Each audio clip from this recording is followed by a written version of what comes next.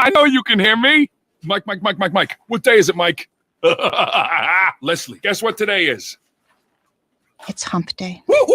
That's right. It's Hump Day Wednesday, the 4th day of October. Good morning to you wherever you are in the globe, in Trinidad and Tobago, of the islands, across the pond. Good morning to you. Thank you so much for joining us. Good morning to all those that are joining us on YouTube too this morning. Hope you guys have a great day, a restful evening as well. I just couldn't get up. I hit that pillow like a rock last night. I just could not get up. All right, let's get straight into the WTs. See what's happening. We got some traffic going through Santa Rosa. Approaching O'Meara, we've got some Maloney towards BWIA Boulevard. Piarco, if we call it that. Slow going from Trin City towards McCoy. And then pretty much it's clear until you get to the interchange. Step on your brake a little bit and go through Aranguez, Escoro, and getting into POS. Let's take a look at what's happening down south. Nothing really to tell you about. Nothing. Solo is pretty much clear until you get after Freeport towards Sugar Guanas. And then from Charlieville towards the interchange, you got some heavy volume, I'll put it that way. Going through Endeavor on the southern main road by Chin Chin Road and heading towards Ibis Gardens, you've got it.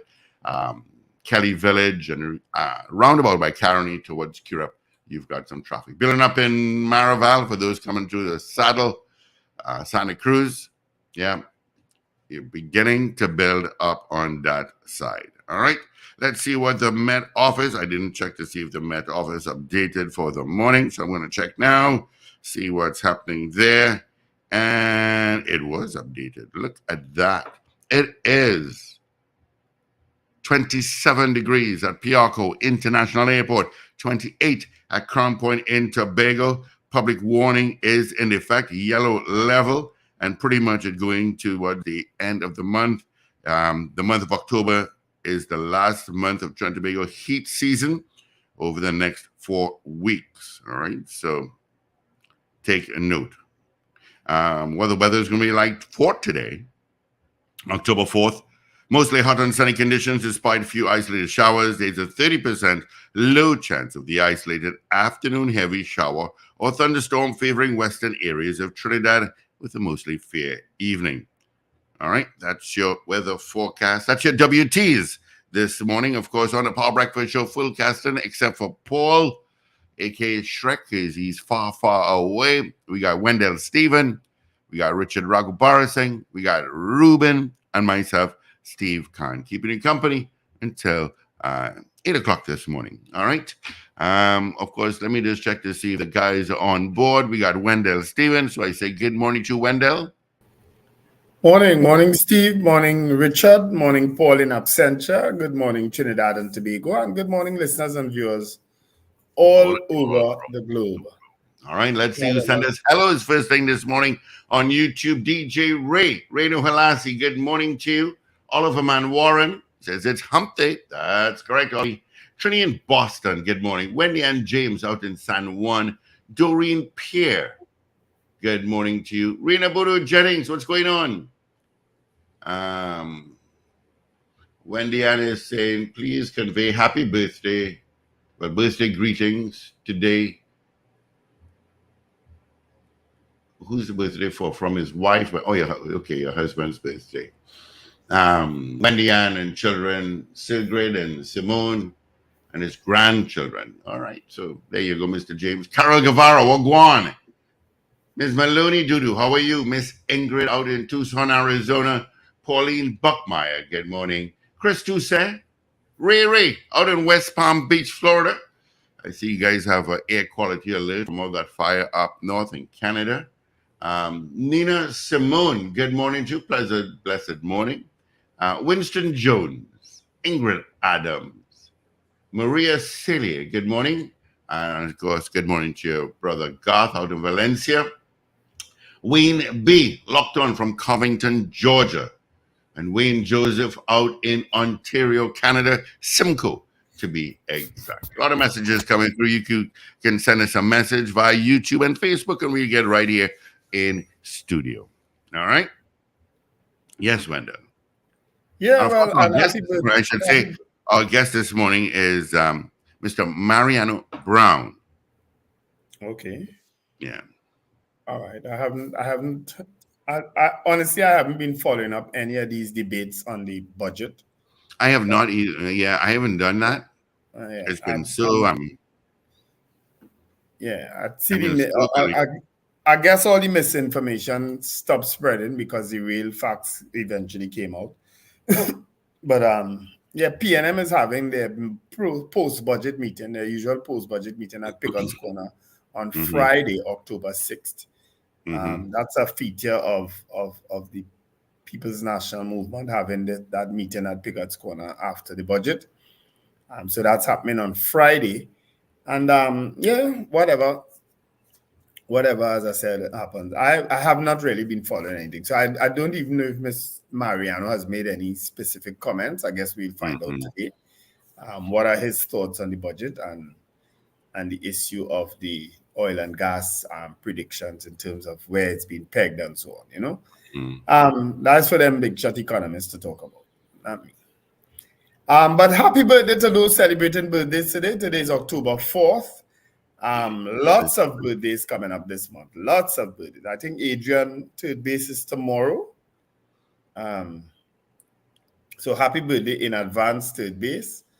I trust that Steve will remember to send birthday greetings tomorrow. So I won't go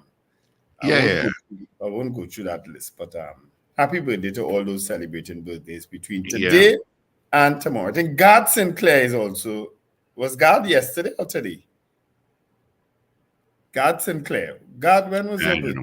Gad listens to us on a morning. Oh, his birthday was yesterday. So happy belated birthday greetings, Gad Sinclair, on your birthday yesterday. I think you said you're 63. You do very well, Gad. I know that you're training heavily still as a former soldier. So I am. Today is also the birthday of my good friend Francis Homer of Homer Construction. I like that name actually too. Yeah, and my very good friend who I've known for decades and decades, Nisha Oja's birthday is also today. And of course, today is also the birthday of the head honcho. Yep, of Power 102, Boom and Lit. Today is the birthday of Ingrid Isaac. Oh, Miss Isaac is on October born? Yeah, today is her birthday, CEO. Is that so? Yeah, today is her birthday. I never knew that. We have to call her. Have we ever wished her happy birthday on this? Oh, yeah, I do it every year. How do you remember that? You know, I'll tell you one thing, though. I'll say it out now. I can't remember if I ever told her. So she likes a strawberry daiquiri, right? So every so often, you know, we'll go up to TGI Fridays around the Savannah and buy a virgin strawberry daiquiri. And for her birthday, a few years back, we got wicked. And we said, we don't want no virgin strawberry daiquiri. Make a regular strawberry daiquiri. And she came and we gave it her and she's drinking it and she's going, ooh, this tastes really nice, boy. Ooh, why am I feeling so strange? Ooh. Only afterwards, we didn't tell her that day, though. I think a few days after we told her and she started to laugh. We were wicked that day. It had alcohol in it. Yes. Oh dear. Oh, I know she wouldn't have mind. So I have to call her today. She's not. Well, that explains Miss Isaac's sometimes serious demeanor. She's liberal. I could see that now. I could see it all coming to pass now. Yeah. So yeah, it was quite funny that day. All right. I don't have to tell you who the instigator was for that. People that know me would know exactly who the instigator was. Yes, it was me. Anyway. That was too fun. You know, sadly enough, I remember when TGI Fridays opened in Port of Spain, and they had a wonderful crew of bartenders, which we got to know very well at TGI and out TGI. And there was a bartender called Leslie. Lovely young lady, very nice, very pleasant, very professional. And there was another one, I can't remember his name, but Leslie, I only found out through another old alumni of TGI Fridays, Vashti, that Leslie passed away from cancer like a month ago. Okay. And one of the guys, he's a young guy. He's manager of a very popular bar too. And he just collapsed and died like 3 weeks ago. Can't remember his name though. It'll come to me. And I said, geez, boy. Good morning, Diana Benskin. Good morning to you. Morgane's top of the morning. Ingrid Adams' birthday is on Friday. I'll be listening. Yeah, so Friday would be the 6th. Actually, my father's birthday is on Monday, the 9th. And then I am on the 11th. And then my brother is on the 21st. Yeah. Lucky family. Lucky family. Yeah, not for my mother, though. Not for my mother. Sherwin Kerr, good morning to you as well. So I see the House Speaker the House Speaker in the United States has been kicked out of office. It's not something. You know what? I got up so late this morning. My alarm goes off at 3:30, and it went off, and I hit snooze. And then when I looked at the clock again, I saw 4:30. So I had to move very fast. I put on the television, and I'm puttering because I have to see about the cats and so on. And I heard that he's been ousted. He says he's not going up for re-election, if I do recall. So now that would mean if there's no Speaker of the House, the business of the country comes to a halt, and I think they've put in a temporary speaker. But I'll have to follow up on that some more. It's the first time in U.S. history that has happened. A lot of things happening in the United States, that coming to be first. You understand? And all started with this disaster they had as a president there in the last two. It all started with him. He has just made that country so ungovernable, for want of a better word. Because now a gag order has been placed on him because he just spouting and saying what he wants about people. The U.S. District Attorney, the U.S. Attorney General, he's just saying what he wants. You understand? And they placed a gag order on him now. It's just Donald Trump is just a disaster. A total disaster. You understand? Yeah, well, is it the chief of staff? One of them who was very close to Trump during his administration and said, "You put Trump back, heaven help us."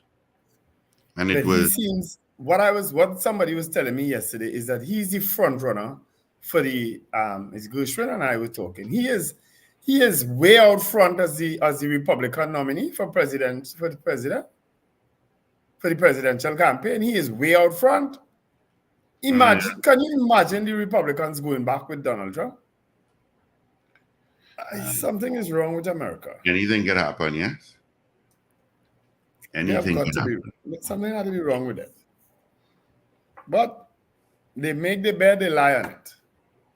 You understand? And they like the people like to criticize our little country and so on. We don't have them. We have issues, but we don't have them kind of issues.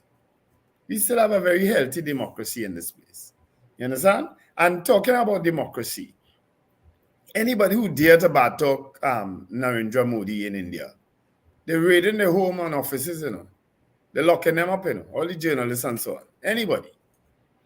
You understand? That dare to open their mouth against him. And people like to talk about Trinidad and Tobago. Trinidad and Tobago has its own issues. How I say, but we don't have those.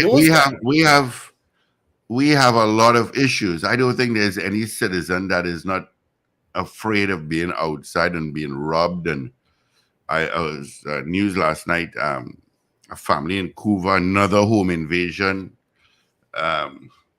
People dressed in this and that, and we have our own issues. We need to, face the facts. We're in 2024.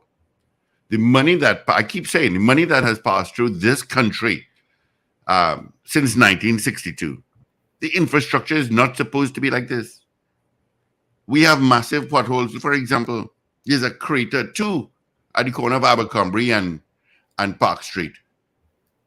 But nobody is going to say about it. Well, in the budget, they said the Minister of Finance said that all roads would be repaired within he says in 2024 fiscal year. no, but they always say they don't have bitumen. Morning, Richie Rich, by the way. No, but to be fair to the Ministry of Works and Transport, there is a lot of roads. But you see, Ministry of Works and Transport will only see about the highways. The regional corporations would see about potholing Grandy and on the main roads and so on. But why does it take so long to get something organized? Well, this is the fastest I've seen things getting done actually in a while. I mean, we have complained about roads and infrastructure here for a while, and I have complained about roads and huge potholes in Arima for a while, but now I'm seeing a lot of those potholes that I know being patched. You need to come and set up a Shaka in Port of Spain, Richard. Yeah, I must admit that I'm seeing I'm not seeing it in Port of Spain. Obviously an uptick in paying attention to patching. Yeah. They're not really rebuilding the road, but they're patching. At the end of the day, it depends on the work ethic in the different corporations too, you know. Yeah. You understand? It depends on the leadership. It depends on the drive. It depends on so many different things. Why you have to send 17 people to fix one pothole, which I counted the other day. 17 or 12, 132. Why? Well, it'll be a crew moving around doing different things. I don't know that they just send 12 people to just do one pothole. It'll be a crew moving around. Yeah. I've seen an uptick, at least in Arima, at least in patching holes. Yeah. But you are seeing, in terms of Ministry of Works, though, and you're right, Steve, it is certain roads they're in charge of. You are seeing evidence of certain roads being repaved. Even in different areas I passed through, I say, oh, they repaved this road. Yeah. You know, all of a I sudden, actually drove on that Lady Young Road and I see where it's paved. So, but the only thing, the stop so let's say from Massini coming in towards the walkover, or exactly where they stopped, there are two massive, uneven, patched work, which they should have done properly. You're talking about the inner lane going up. The inner lane, yeah. That nobody uses. Nobody could use it. Nobody could use it. Yeah. You know, so that's where they place it. That's where they place the barrels. Huh? Is that where they place the barrels? No, they don't have barrels. The road is just very uneven. No, there's some barrels placed in a section. There's some barrels. Yeah. Because I saw you on Lady Young Road, Richie Rich, on Saturday. And there were some barrels there. Yeah, there's a barrels placed where they just before that major turnoff where people are coming from, like where the police station is. And I'm going to call down that side. And on the right side is Monrepo. But on the left, where you're going down to where the police station is. Yeah. I'm not sure what's the name of that road, but a lot of cars come out of that road. Yeah. But just before that, on the left, there are barrels because that whole section, it's like the far left lane. Yeah. Which people would use sometimes to swing down there. But just before you meet there are barrels there because that area is not paved for some reason. Yeah. And I'm not so sure why. I'm not so sure why. But I assume it's being. But I don't know. Yeah. It just, I just think it's a management issue when it comes to the amount of people. If you have 12 people here, send 6 and break up the load by half by another location. I'm just saying. Right now, Sexy San Fernando is telling me that there's paving on Gulf City Link Road. They've milled, fixed, and now they are paving. Very good. Yeah. But the Minister of Finance in the budget did say that all roads will be repaired or repaved in this current fiscal. I don't have 2024. Yeah, this current fiscal. It's gonna be completed. So we'll see. So lots of paving going on in different. You know what? I didn't hear I didn't hear the Minister of Finance talk about, and I don't know if I missed it. So if I did, I'm sorry. The flyovers which they had planned to do all the way up from, well, now it's from Curep to Arima. I didn't hear anything about that. I didn't hear anything about the McCoy and the change. If that is mention, not too sure. He did mention something about.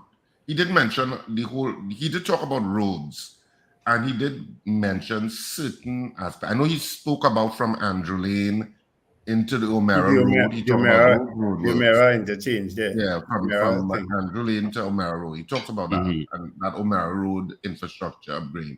But he did say that the Minister of Works and Transport would drill down into the details better when he's making his presentation on the budget.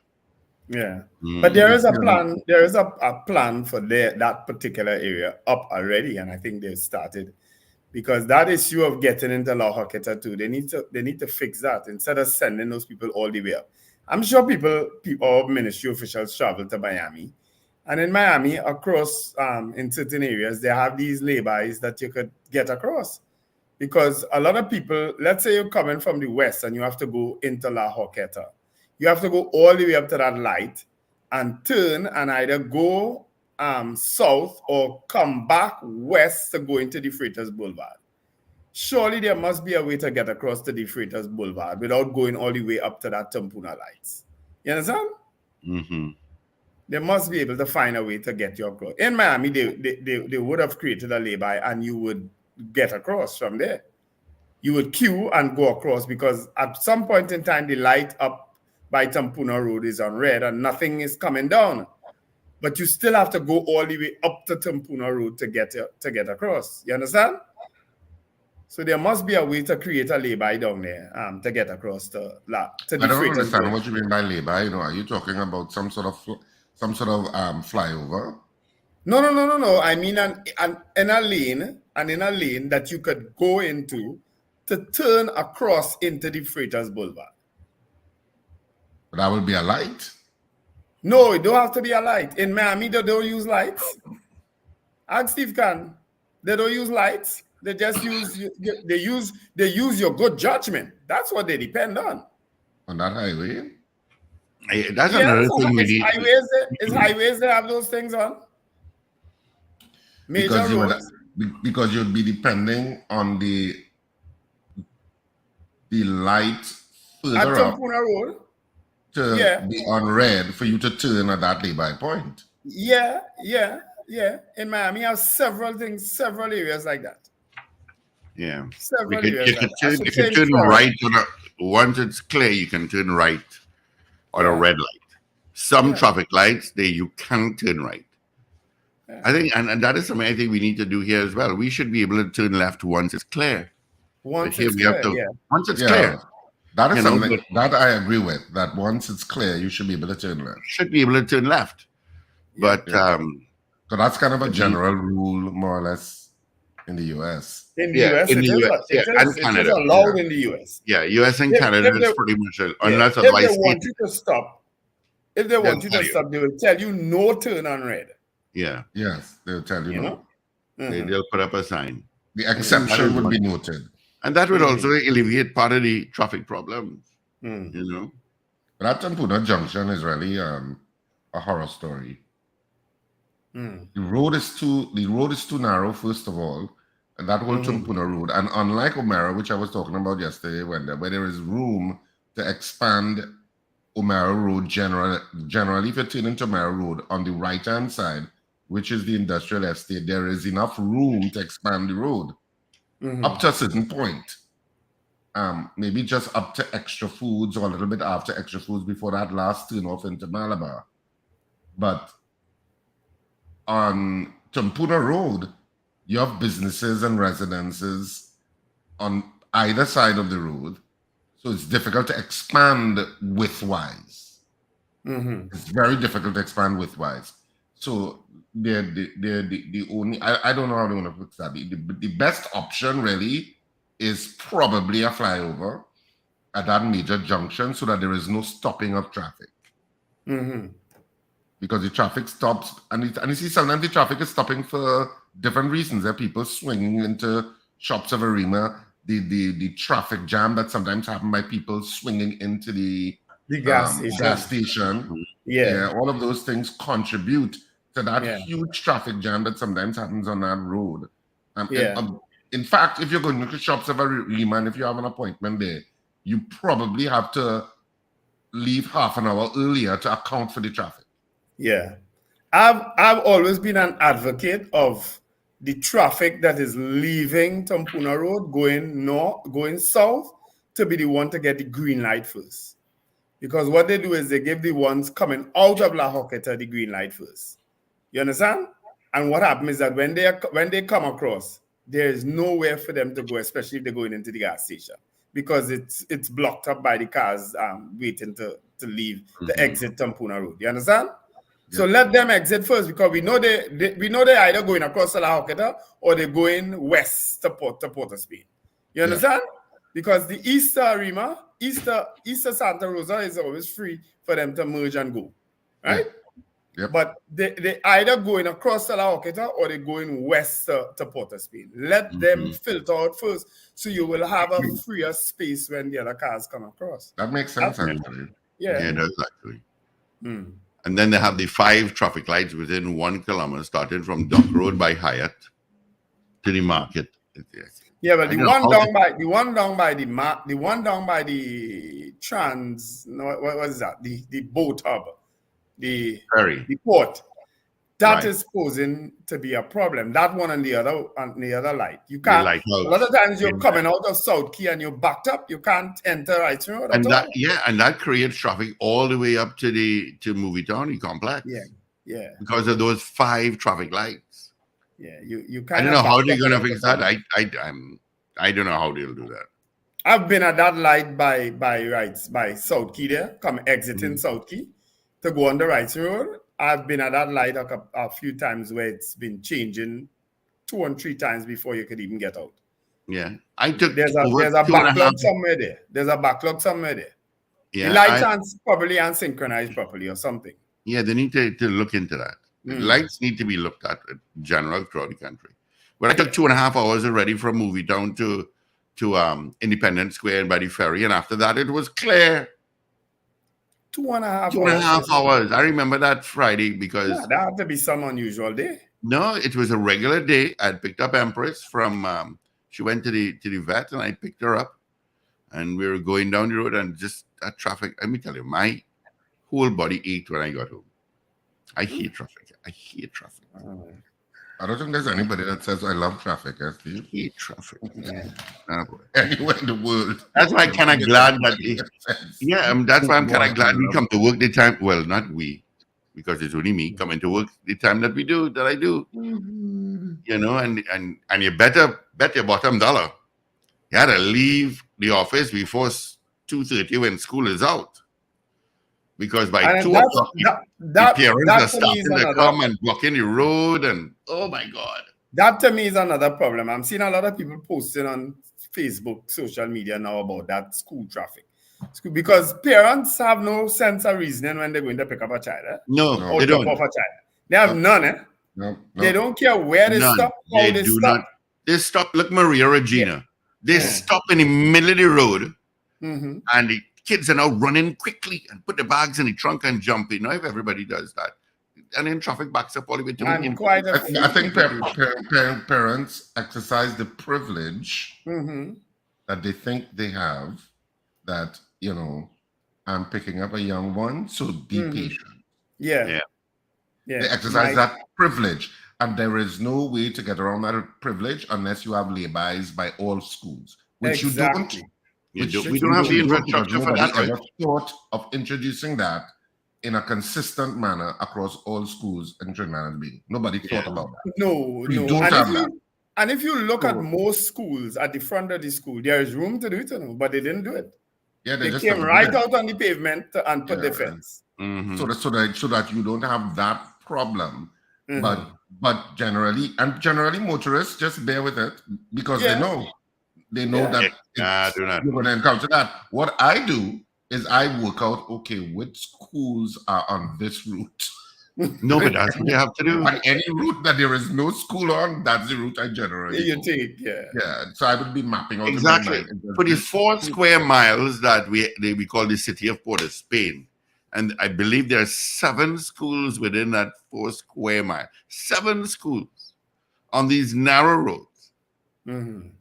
I tell you, it will take you, if I leave the office when school is out, it will take me 45 to an hour to get out of Port of Spain. but no, if you're coming out of where you're coming out from, you're going to encounter all the schools. Yeah. But if you're entering Port of Spain, there are routes you can take to avoid the school system. Yes. Oh, yes. There are routes you can take to Yes, avoid it. So it's just something, there is no way to escape it. Mhm. It's a privilege that I say that parents believe they have. And you cannot battle that privilege. So you just either take the traffic or find an alternative route. Because you'll be Or considered wait. you'll be considered inconsiderate if you dare Exactly. blow your horn If for you a blow your child horn, coming out of a you vehicle. dare not blow your horn when that. Mhm. And so you just have, it's just something you have to live with. And or wait, there is a period of time which it lasts. Yes. And you just wait for that period of time to expire, and then you could say, okay, let me head out now. Mm-hmm. That's how I treated it, because I understand, okay. Yeah. Some people would come out. I treated as parents having that privilege that they're going to keep that traffic, and you just. Yeah. Some people come out and they would apologize and they would ask for a little, a little chance to say. And then they have others. They know because they're drivers too, so they know when they encounter it from another school where they don't have a child. Mm-hmm. So they know. Yeah. That it's an issue. I suck it up because I have to go through most times when I'm leaving Port St. James, I have to pass by Mokorapo schools. And Mokorapo is not bad because they're off the road itself. You know what I mean? Fatima though is a problem because Fatima people pull up, they could not care how they pull up, even though they have a little space on the other side by the field. They ain't going there, you know. They're all on the side of the road. Yeah, that's Mokorapo is at a certain point, you know, okay, I'm going into traffic. Yeah. So what I do sometimes is I take the back roads. And, you know, there's one passing by. Is it a cemetery? Which one? No, not the cemetery so much. Panka Street. Yeah, I cut across through the back of the roads running parallel to Mokorapo Road, and sometimes it's easier to eventually take the last turn off back onto the Western Main Road. Mm-hmm. That would take you up to Long Circular Mall, but you're coming off from the south part of it, and then turning onto that Western Main Road on the right, driving in front of police barracks, and entering uptown that way. Sometimes that's an easier route. Yeah, that's sometimes easier. You're right. You're right. Than passing on Mokorapo Road. Yeah, the southern side of St. James could be very dicey after 1:30 in the afternoon. Yep. So we're giving drivers examples of routes where you can take avoid it. I don't mind. You know, I'm seeing an article today where the TGPS was taken to court by a recruit for the issue of tattoos, visible tattoos. You know, if you have visible tattoos, they want to reject you as a recruit. Male or female officer? No, a male officer. A male officer. Okay. Is it male? Let me find out there. Yes, a guy. Mm-hmm. So with government's expressed intent during Monday's budget presentation to triple the number of recruits in the TGPS in 2024, a main priority of the service should be to remove pointless recruitment obstacles and instead shift focus to potential recruits' character and integrity and ability to serve. So said Justice Frank C. Prasad yesterday during a virtual hearing as he delivered judgment in favor of a Debe man who was turned away from the recruitment process on 2 occasions because he has a small, innocuous tattoo on his hand between the thumb and index finger. Oh. Is it a teardrop or something? Is it one of those gang signs? Yes. Because I think that's where they put gang signs in. Well, right where you're talking about there, right here. Mm-hmm. Is that where the tattoo is? We're not seeing the tattoo in the article. Oh. But I think the larger issue is not that. The larger issue is that if you have a visible tattoo, they refuse you. Right. Even though once you're accepted and you're an accredited police officer, people will get all kind of tattoos. Well, we seeing that every day on the TV. They get tattoos after the fact. Mm-hmm. But as a recruit, you can't have it. So you have to become a police officer, serving police officer apparently, and then you can get a tattoo. So you had to go in there as a nerd and come out a rogue. Oh Lord, look where you reach. Yeah, that's where we Look where you reach. You had to go in as a nerd and come out a rogue. But yeah. So I was on that silly because so many people have tattoos now, especially younger people. It's not seen as, whereas tattoos may have been representative of something. I mean, Some kind of badness. A generation, back then. Yeah, a generation or two ago. It's not that anymore. Yeah. So people have tattoos. You know, they just like tattoos. It's a style. It's a style. It's body dressing. Yeah. So they really should upgrade. You know, that issue. Also, which will be one of the headlines that I'm going to read shortly. Apparently, the Minister of Finance is considering a sales tax, according to an article, and I'm just looking at the headline. I didn't get into the substantive article, to deal with VAT refunds. Now, I don't understand the logic of that, Wendell. Maybe you can explain it to me. Let me okay, let me read it.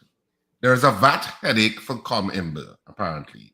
The majority of the 7 billion refunds is owed to the energy sector.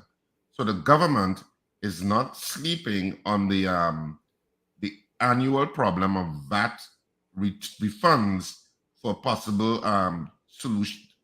Let me read it properly.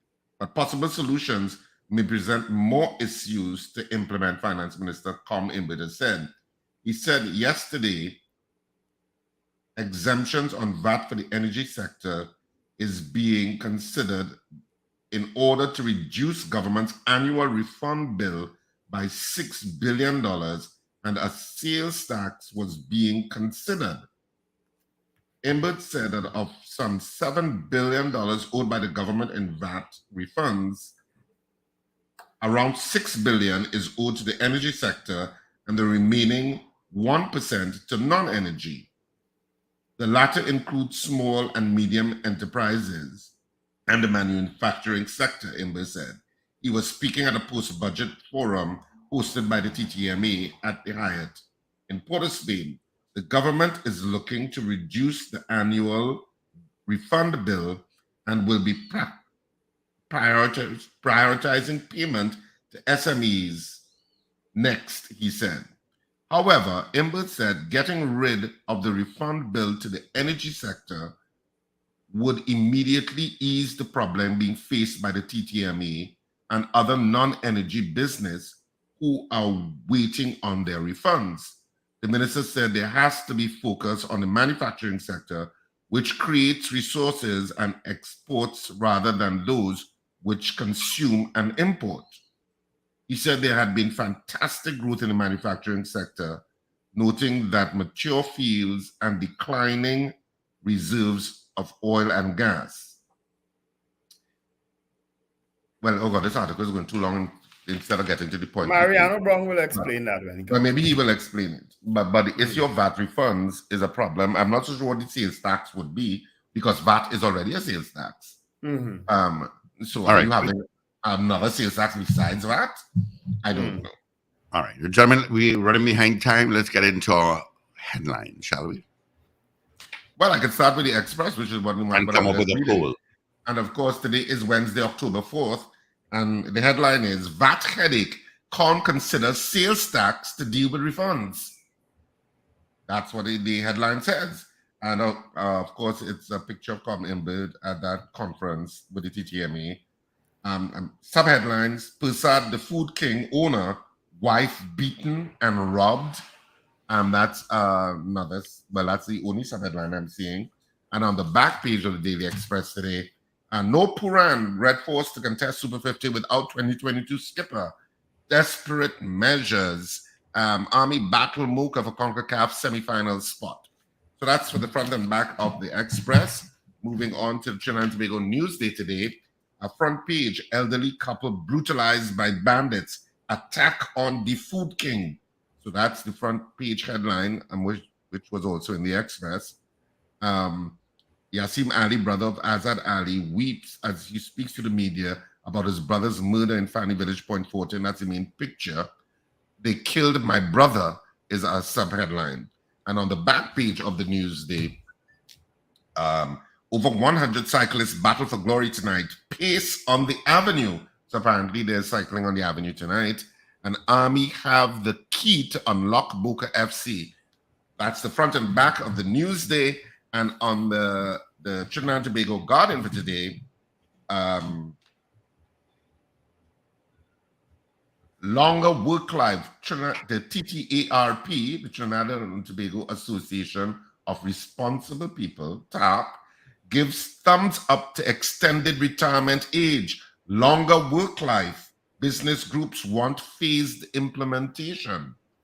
Members of the public crossed South Key after leaving Citygate in Port of Spain yesterday. So they just put that picture together with the headline, I guess. 3 held in Guanapo siblings murders. So that's good news of sorts in that absolutely tragic incident. I'm thinking about that yesterday and I'm saying, these 4 young people, you don't know what they would have contributed to Trinidad and Tobago. You have I thought they were saying that was fake. One of them could have been the prime minister. You have no idea.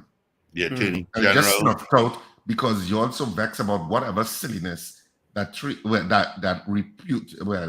reportedly or allegedly three men stormed and killed innocent children. No, man. No. Court But ruled. that's accurate news? Because it came across first time and I saw somebody say it's fake news. Well, that's one of the heads. I'm just reading sub-headlines. 3 held in Guanapo siblings murders. Okay. Court rules TTPS tattoo policy illegal.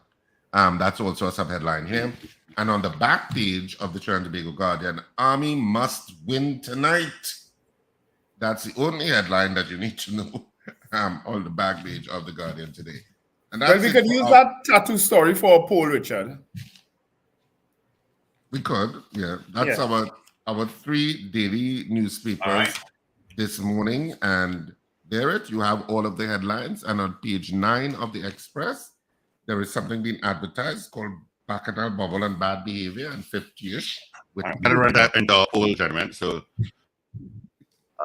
we'll come up with a poll and we give you the results of our poll from yesterday. It actually just came up on my thing here.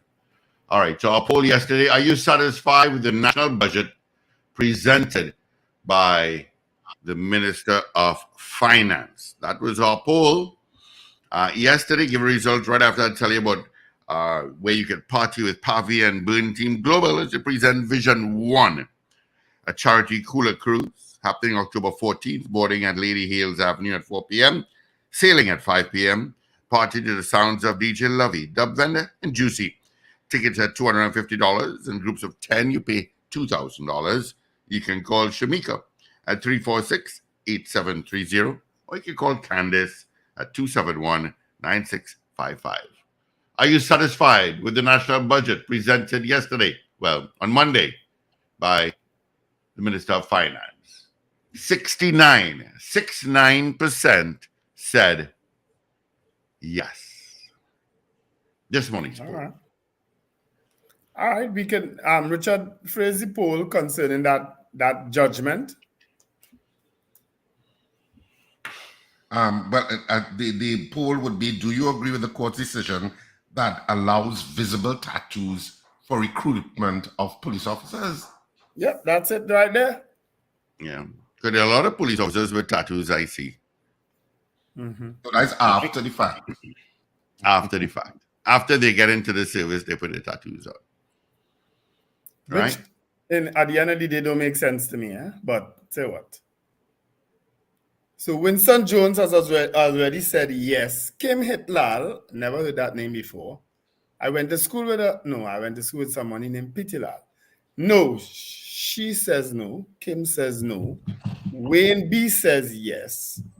All right, so do you agree with the court's judgment that tattoos be allowed for recruitment in the police service? Yes or no? Visible tattoos be allowed for recruitment in the police service? Because some people might be having all across their broad back and thing, and all of the side leg, high up the leg and thing, and you can't see it.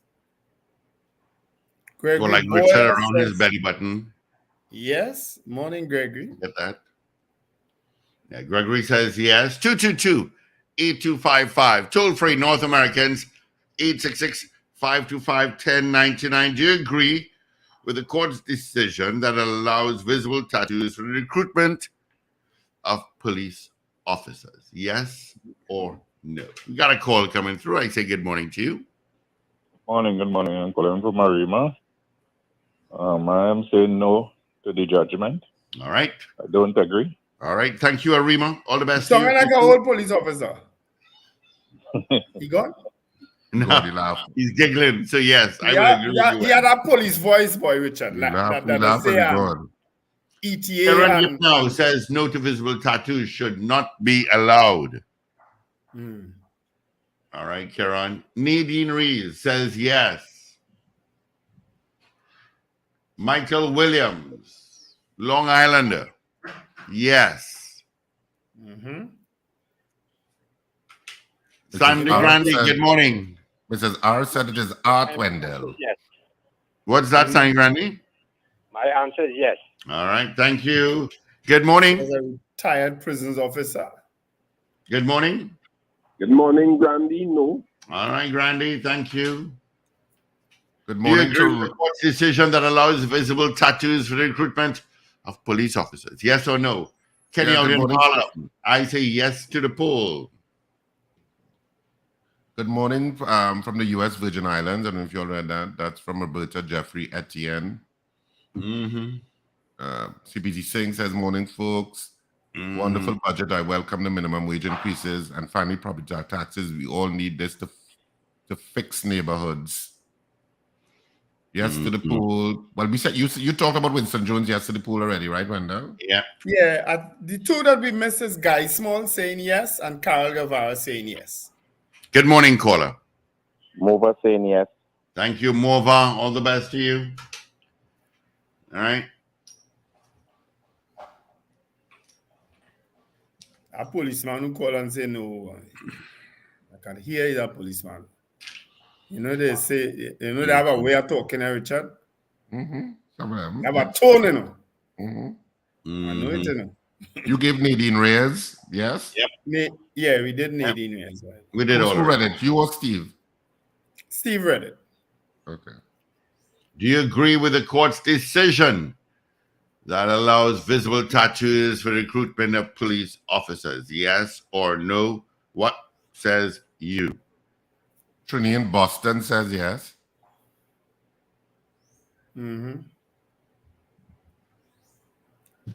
Tattoos.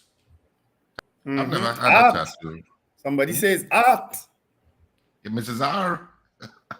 Ooh, look at Dandy Picker. That's a big no boy. Oh, jeez. Can you imagine a Dandy as a commissioner? What? Pressure. One little dot on your hand. Get away from here.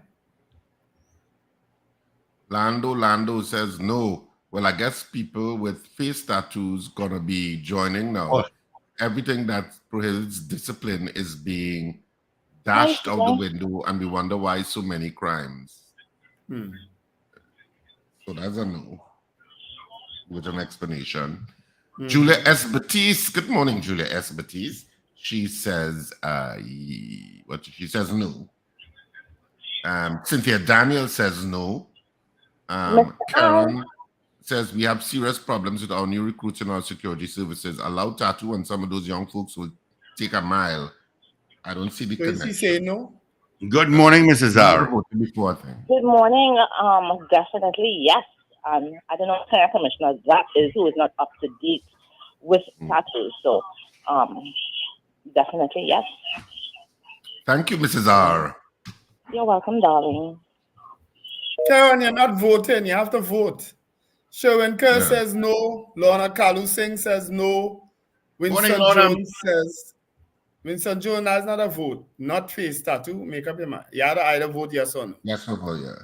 You're qualifying it now.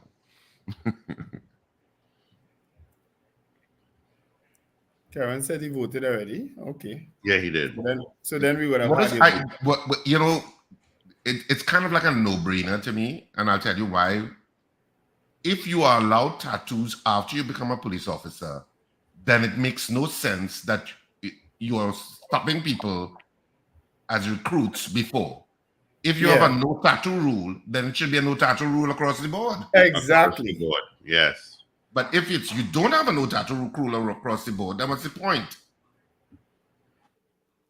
Then you just have it for spurious reasons. Mm.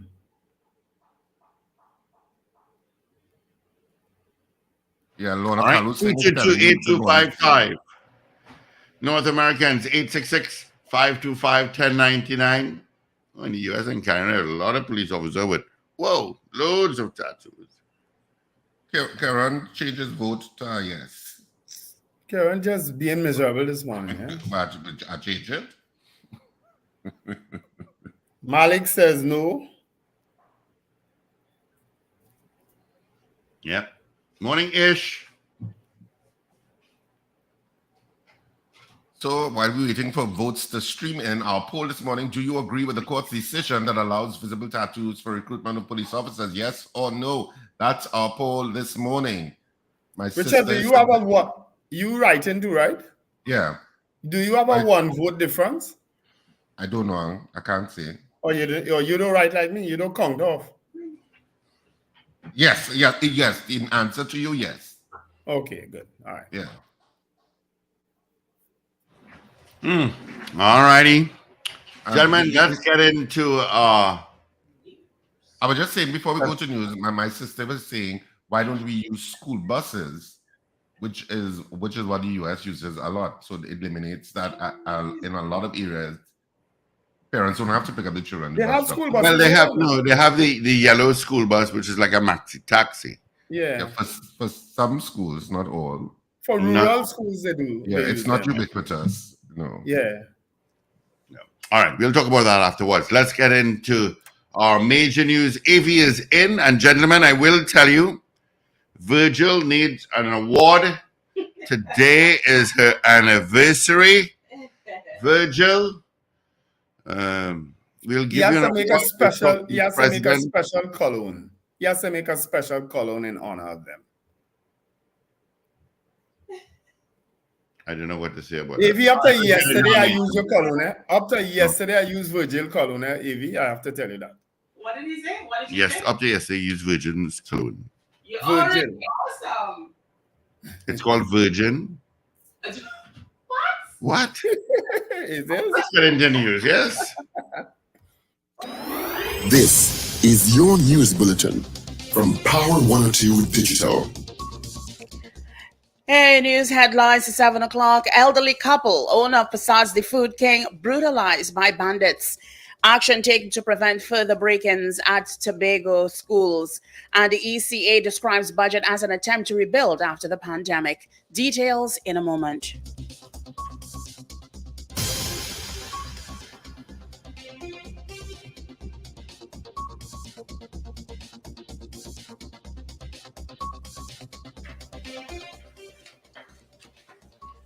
This is news to 7 o'clock on Power 102 Digital. I'm Avril Sintil-Bab. Good morning. Prominent businessman Mohan Prasad and his wife Shirley Prasad, both 78, were attacked at their house in New Grant before dawn on Tuesday. Prasad owns Prasad's The Food King supermarkets. According to reports, armed intruders beat him and his wife, tied them up, and robbed them of cash, jewelry, 2 registered guns with ammunition, and their firearm user's license. The intruders also stole 2 cell phones worth about $6,000 and a DVR. Police say the victims were awakened at around 3 a.m. on Tuesday and saw 6 intruders inside the house at 6th Company Road. The intruders are believed to have got in by prying open a window and left through the front door. The couple managed to untie themselves and alerted the police. Police are continuing their investigations into the matter. The Division of Education, Research and Technology is making immediate steps to enhance security measures at schools across Tobago and prevent further break-ins. It is imploring all stakeholders, including parents, teachers, and community members, to be vigilant and report any suspicious activity around school premises. The division is also urging parents and guardians to maintain close communication with their respective schools for updates and information regarding the implementation of additional security enhancements. Two special reserve police officers are set to appear before the courts to answer to charges arising out of two incidents of misbehavior in public office, robbery and shop breaking and larceny. SRP officer Elsid Jefferson Sami is scheduled to appear at the Vancouver Magistrates Court today after he was charged with demanding money by menaces along with other charges. Sami, who was assigned to the ERP unit of the E999, was charged following the advice of Assistant Director of Public Prosecutions Dogdeen Jaglal. The accused was also charged with robbery with aggravation, 2 counts of misbehavior in public office arising out of the offenses demanding money and robbery. Meanwhile, police received advice from the Office of the Director of Public Prosecutions to charge SRP Officer Wayne Pierre with shop breaking and larceny arising out of an incident which occurred in September 2023. Police records indicate around 8:30 p.m. on September 14th, 2023, a man was at his home located at Old Southern Main Road, Vancouver, when a police vehicle allegedly stopped. He reported one of the vehicle's occupants, who was dressed in civilian wear, called out to him, and he went outside of his house to inquire. When he approached the vehicle, the man observed there were 4 occupants, 2 men dressed in civilian wear with their faces covered, and 2 other men dressed in what appeared to be police uniform. The man alleged the men in civilian wear then requested $20,000, to which he indicated he did not have. The men then allegedly entered the victim's home, where they took his CCTV monitor, 1 Apple iPhone, 1 Samsung cell phone, and $500 cash, after which they escaped in the said vehicle. The TTPS conducted an extensive investigation, which was spearheaded by acting DCP Kurt Simon. Suspects were detained and interviewed, which led to charges being laid against the accused. The collection of property tax from next year is cited by a former energy minister as one of the means being used by the government to get revenue, especially in light of a drop in oil and gas production. This is an assessment coming from Kevin Ramnarine, who served as energy minister during the People's Partnership Administration.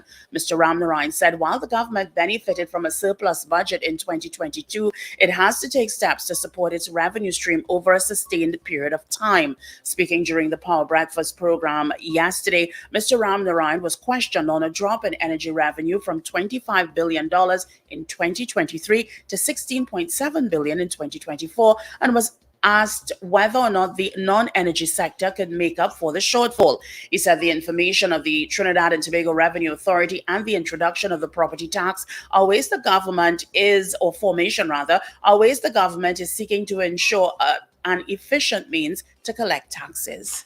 I think that part of that gap, that shortfall, is being planned around property tax and the implementation of the TTRA. So I don't know how much. I think the minister may expect to collect about $1 billion in property tax every year. It might increase, of course, with time, but those are some of the ways the government is seeking to claw back the sort of decline in the energy revenue.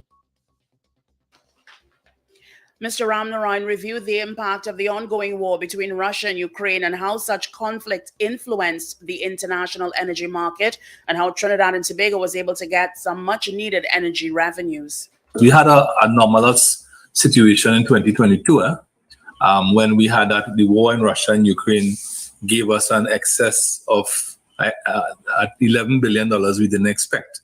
And we had a surplus budget in 2022.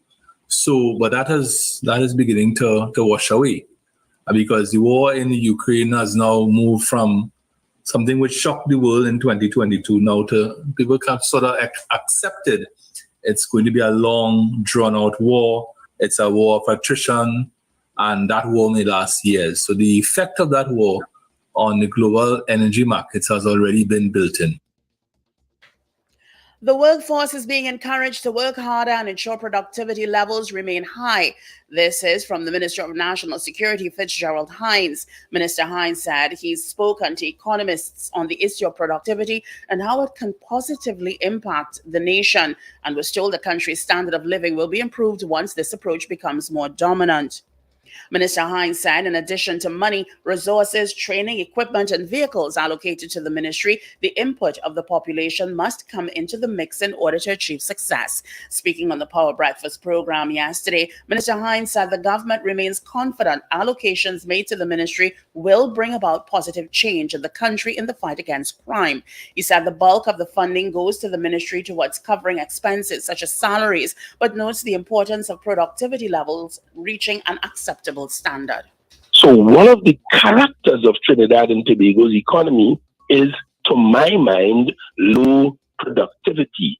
And if those allocations were matched with high and optimum levels of productivity, a stronger, more conscientious work rate that we have seen at work in other countries like the United States, if we, Trinidad and Tobago, our engine room, our workforce, all 750,000 or thereabout of us, could generate optimum capacity wherever you are in the economy, as part of the workforce, we will do more, we will achieve more. You are listening to news on Power 102 Digital to 7 o'clock. The Employers Consultative Association of Trinidad and Tobago believes the 2023-2024 budget presentation was a measured and reasonable attempt to consolidate and rebuild in the aftermath of a very difficult pandemic period and in the face of ongoing national and global developments and disruptions. ECA said it was encouraged by the reported reduction in unemployment rates, which stands at 3.7% of the labor force. It explains the uptick in the labor force participation rate is encouraging, though just over 8% lower than a decade ago, and it hoped this trend continued in the right direction. ECA says the commitment to release back pay by Christmas 2023 to public servants who've settled wage negotiations is a welcome pledge and a fruitful culmination to long-standing negotiations that it hopes materializes. It also gave its views on matters relating to crime, education, value-added tax refunds, labor situation, small and medium enterprises and foreign exchange, industrial development, diversification, and digitization. Well, finally, here is weather news for the period today until midnight.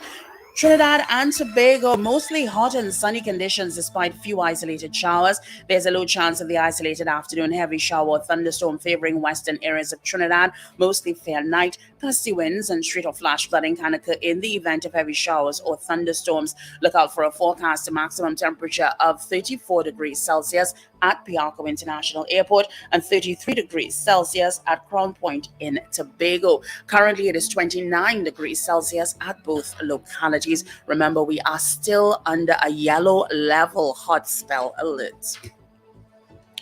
Recapping your headlines to 7 o'clock, elderly couple, owner of Passad's The Food Kings, brutalized by bandits. Action taken to prevent further break-ins at Tobago schools, and the ECA describes the budget as an attempt to rebuild after the pandemic. I'm Avril Sindhill-Bab. That was news to 7 o'clock on Power 102 Digital. Look out for more news at 12 noon today in detail and an update at 8 o'clock this morning. For more details, log on to power102fm.com.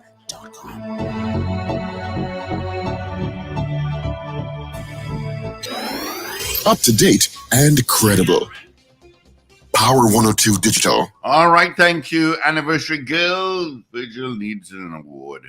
Happy anniversary to AV. Just joining again at 8 o'clock for our news brief. Let's take a look at what's happening traffic-wise. Out of Digger Martin, out of Maraval from Mocha, Moncoco Road, going up Lady Young Road, coming down Lower Santa Cruz to San Juan. You've got some traffic heading east. Maloney to Curep, well, to Yui, and then Curep to Port of Spain. You've got traffic. Eastern Main Road just as heavy by Rima Old Road, going through by Macoya. Heavier from St. Joseph heading to Mova Junction. Leaving Chaguanas, taking the Southern Main Road. Yeah, you're going to get some traffic just after Chin Chin Road and Kelly Village. Heading south, make our way up north. San Fernando, yeah, usual spots. The Creek has got some traffic.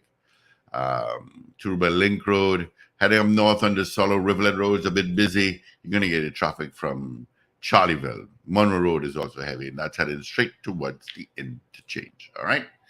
Let's see if we have any more votes. Brenda Isaac says no to the poll. Oh. Yeah, I actually captured the others already. Yeah. All righty. Brenda Isaac. Morning, Leonard Naipaul, Lando. Good morning to you all. Let's get the results of our morning poll, and hopefully our guest, Mr. Mariano Brown, will flick on his camera and we will see him. So all right. So our poll this morning was, do you agree with the court's decision that allows visible tattoos for recruitment of police officers? All right. Visible tattoos for recruitment of police officers. Richard, I have a dead heat. Based on the last vote that came in, well, there's another one that came in that will tilt it. Because Slick Money Grip also says no. So that just came in. Richard, you're not here. You're muted, Richard. You're muted. You hear me? Yeah. Yeah, that pitches it in one direction then. Yes. So I have 14 saying no and 13 saying yes. And Oronde Timothy just voted, so it's back dead heat again. 14-14. 14-14. We leave it right there. Yeah. So an even split this morning in terms of people voting on the poll in the allotted time. So 28 people voting on the poll. 14 of you said yes, and 14 of you said no. So it's an even split about agreeing with the court's decision that visible tattoos, be allowed at the recruitment process. So we see how it all plays out. Of course, you can continue to vote on this poll throughout the day through our programming, and we'll give you the final results tomorrow morning, which will be Thursday, as we zoom towards the weekend and zoom towards an entertainment-filled this weekend, because you have Nikki, 50ish and Hot AF at Cipriani College this weekend. I went to see the set yesterday, and it is looking wonderful. The backdrop to the performance. Saturday at 8:30, Sunday at 6:30. You should not miss Nikki. She is fantastic in the show. Trust me on this. I mean, got a standing ovation opening night. The Queen's Hall was packed. Saturday at 8:30, Sunday at 6:30 at Cipriani College. So it's now your opportunity. And I know tickets have been selling in droves already in outlets across the country. The East-West Corridor particularly. And of course, Cipriani College box office opens today from 12 noon to 6 p.m. daily. So you can get your tickets at the Cipriani College itself. I know some of you want reserved tickets, which are $250. And you want to, maybe choose where you want to sit sometimes. So you can get reserved tickets at Cipriani College, and you can get a few at some of the outlets. And of course, at Naparima Bowl this weekend, you have Bacchanal Bubble and Bad Behavior, which premieres at Naparima Bowl. We don't often open plays in South, but South has always been so great with theater. We decided to open this play in South Saturday at 8:30 and Sunday at 6:30, and the box office at Naparima Bowl also opens today from 12 noon to 6 p.m. daily. And of course, the outlets in South, K-Scared Fashions at Gulf City and C3 Center, Friends of Marabella by the Roundabout, and Creme Fresh at Brentwood Mall in Chagonas is selling tickets for both shows. It's the only outlet that is selling tickets for both shows. And believe it or not, people come in and buy for both shows. So they buy so the both shows are happening this weekend? Yeah. So there's some people are buying for Nikki on the Saturday and coming to Bacchanal Bubble on the Sunday, or vice versa. They're buying for Bacchanal Bubble on Saturday and going to Nikki show on the Sunday. Believe you me, that is happening at Brentwood Mall in Chagonas at Creme Fresh. My God. Everybody living that kind of life like me now? Everybody living a life like me now? Nothing to do? Yeah, so, well, people like to, where live entertainment has its, if you never come to a play, once you come to a play, many times people get hooked on live entertainment. They may not have seen it as a viable form of entertainment before in their mind, but when they come and they see the kind of shows that are being put on, some of them are blown away. They come back, they said, I never expected this to be like this. Yeah. It was so good. I've never expected it. I'm not missing another one. You have a lot of people like that. They're not going to miss either. They don't want to miss Nikki or Yeah. bacchanal bubble and bad behavior. Well, I'll catch up with one of them this weekend. I'm sure I'll come one of the days. I can't say which day yet. More than likely it's Sunday, which is the quieter of the 2 days. You know, less traffic and all the issues now. Mm-hmm. You know, I'll come one of the days. I don't know which one. Well, Nikki is closing off, eh? Nikki has been running a little while. You now started with the back. Well, Nikki, not a little while. She only opened last week, Wendell. What It's is only last week? Has she gone to 2 places already? At Queen's Hall, it's only last week she opened. Do a South run? Nope. Oh, okay. All right. We're waiting for Mr. Mariano Brown to join us. My bad. Well, we could take some calls by the time we wait on Mariano, could we? Mm-hmm. On our poll or anything else people want to raise in the meantime. You can do so now, because when we get into Mariano Brown, we probably won't get to take calls, you know. Now might be an opportunity to jump in and make a comment or two. On the poll. Concerning the poll, or if you want to talk about anything else, I guess. Well, the budget. Mm-hmm. The budget. Generally, because we didn't really take too many calls on the budget yesterday. Yeah. Traffic. You know. So we could take some calls while we wait for Mariano Brown to join us. So 222-TALK, 222-8255, North Americans 866-525-1099. They're taking calls at this point. Good morning. Morning. Good morning, Rich. Good morning. Good morning. All right. So,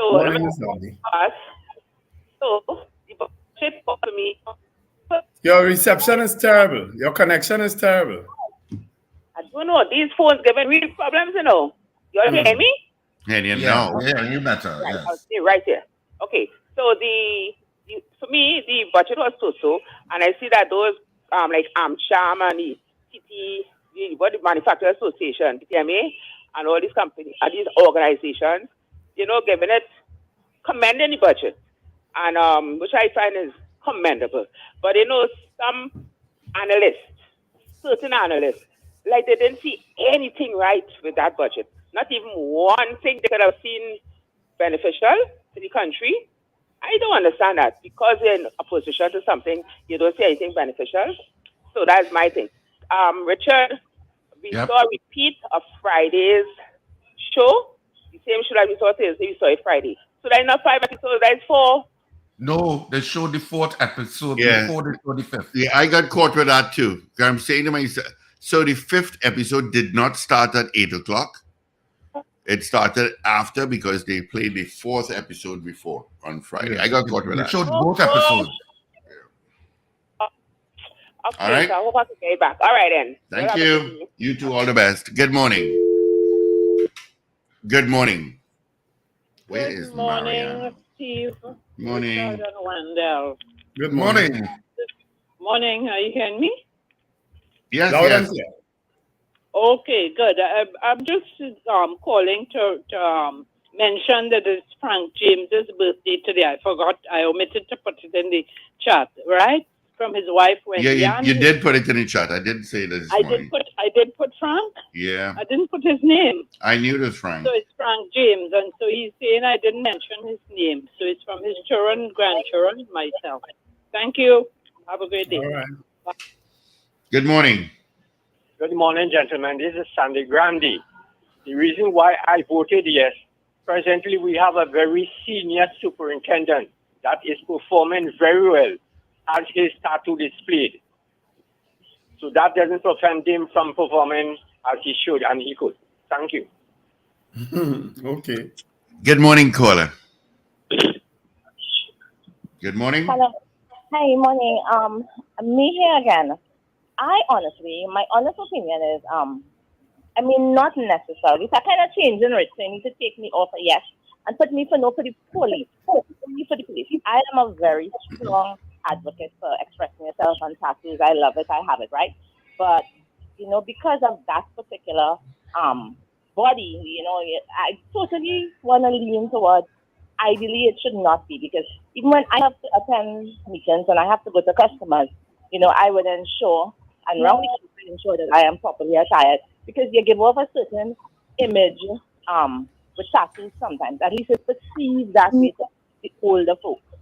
So it's with peace of mind, I change the answer from yes to no. All right. All right. Thank you.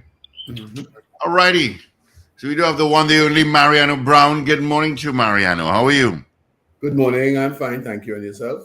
Not bad at all. Glad you could join us on the Power Breakfast Show as we're going to talk about budget. Morning, Mr. Brown. How are you? Good morning. Yeah. How are you? I'm great. Doing just fine. Yeah. Good morning. Thanks for joining us, Mariano Brown. So we as an overview, one of our callers just called and said that the TTMA and who was it else that she suggested? The AmCham. TTMA and AmCham seem to be the narrative coming out from those respective agencies as that they're pleased with the budget. Are we also to assume that you're pleased with the budget? It sounds like Richard, I'm happy you asked that question. It sounds like the clown from Sesame Street. Richard, I'm happy you are the one asking this question, because you know if I had asked it, what's going on. Are you pleased with the budget, Mr. Mariano Brown? Well, it depends upon pleased from which point of view. I'm happy that there are many people who think that there's something in it for them and that it will help the country. Unfortunately, I looked at the mandate. I went to the ministries this morning. I've been trying to find the documents. The minister spent a lot of time talking about digital transformation and government providing services online and effectively the development of fintech and everything else.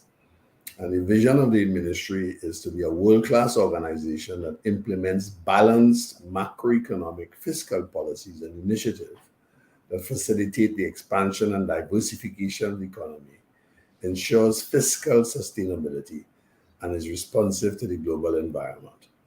If I start off on that basis, right, to facilitate expansion and diversification of the economy and ensures fiscal sustainability. Well, we'll have to say that the Ministry of Finance over the last 24 years hasn't really had this vision. We are on our, since we are into this century, this is our 24th budget, and of them, 21 have been deficits.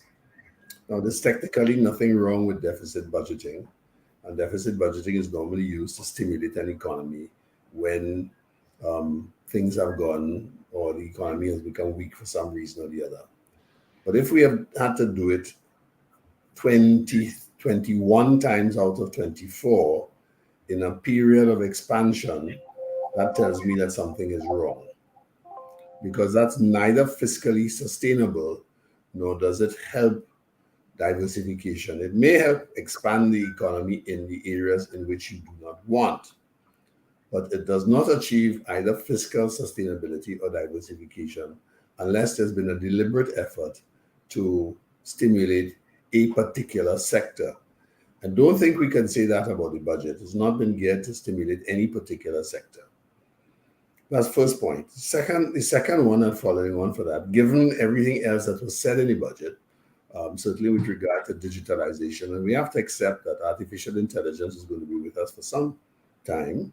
In fact, that represents the future, and that the economy has to change and the way we do business has to change, if only to literally get on board the international train in terms of where everybody else is going, where that is concerned, and where, if you want, developments are about to take place.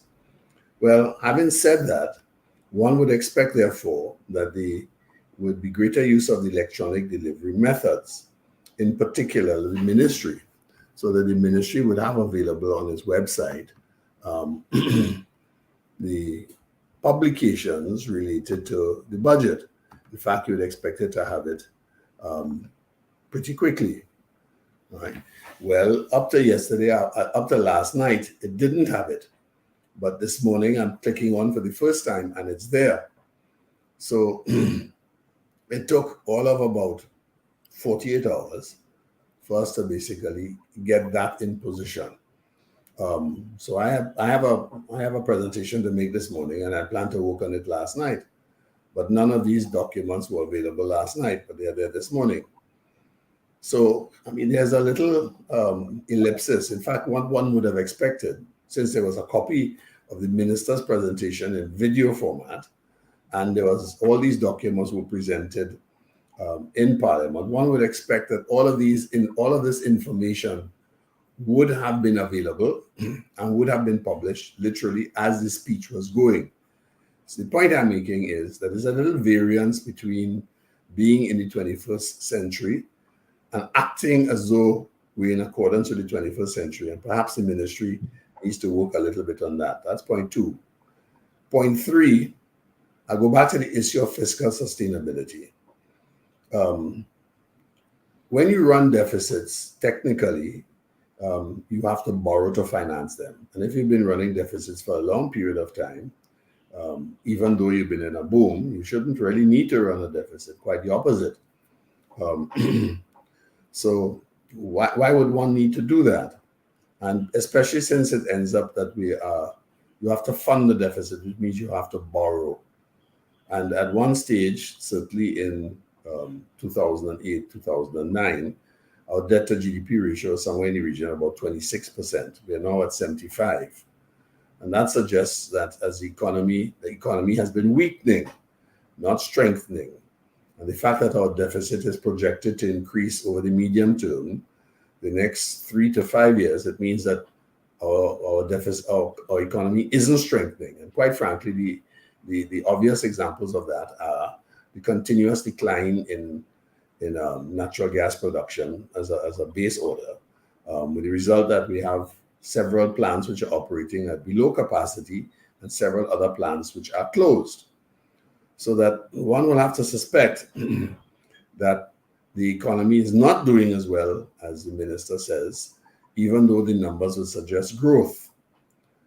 So the fourth point that one takes from that would be, well, if the economy is growing, why is it still growing if things are not so good in the dynamo of the economy, which is the energy sector? Well, the argument for that is very simply, if you pump enough money into the system, it will have a stimulative impact. Government deficit will have a stimulative impact. And that is really what has been taking place. It has been stimulating the economy, has been moving it forward. But it has not been a motive force for change. It is not carrying it in the direction where perhaps it needs to go, nor is it facilitating change. And if we're talking about diversification and the importance of diversification, then that's very important moving forward. The fifth point comes from that is the point that the minister made with regard to foreign exchange. And he's talking about, and we've made a big thing about foreign exchange. Well, we know that the foreign exchange reserves, while still at 8 months of import cover, the foreign exchange reserves have declined from $11 billion to 6.6, somewhere thereabouts, stabilizing at about 6.6. But the minister has expressed the concern that foreign exchange is not coming back into the economy. Well, I want to put it this way, and that there's demand for foreign exchange, which is driven by people who are using their credit cards. And you use the example that credit card payments have doubled. And we know that there's a general unavailability of foreign exchange. So is the economic policy, which is the bedrock of the budget, and for example, the last 24, 23, 21 budgets, basically deficits, is that consistent with defending your foreign exchange position? And the answer to that is no, because you are continuously stimulating the economy and it is not improving the production of domestic goods and services. That's one. And if it's not producing is not stimulating the domestic production of goods and services, what is it stimulating? Well, quite frankly, imports. So the underlying problem with the foreign exchange variable is that fiscal policy and monetary policy are not in sync, and they're working against one another. Well, I go back to what I started off with. What is the fundamental objective of the Ministry of Finance? And the Ministry of Finance talks about sustainability and what you call it, adequate fiscal policy. So my question would be, does the budget